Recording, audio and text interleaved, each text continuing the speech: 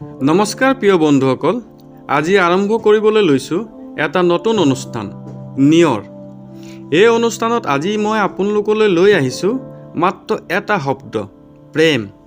যদি ভিডিঅ'টো চাই ভাল পায় তেন্তে লাইক, কমেণ্ট আৰু ছাবস্ক্ৰাইব কৰিবলৈ নাপাহৰিব। তেতিয়াহ'লে আহক এতিয়া ভিডিঅ'টো আৰম্ভ কৰোঁ।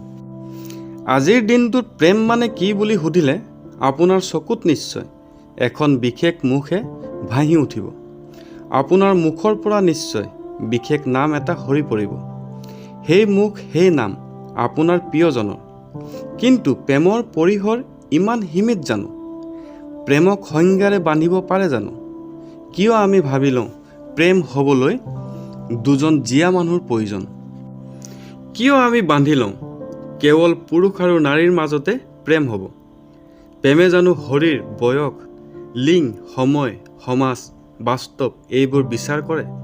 নকৰে, কেতিয়াও নকৰে।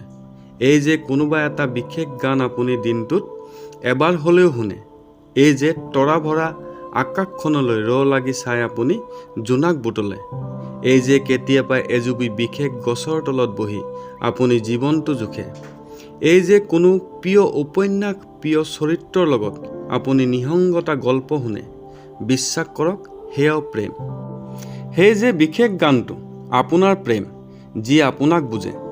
সেই যোনটো আপোনাৰ প্ৰেম, যি কেতিয়াও অকলে নেৰে।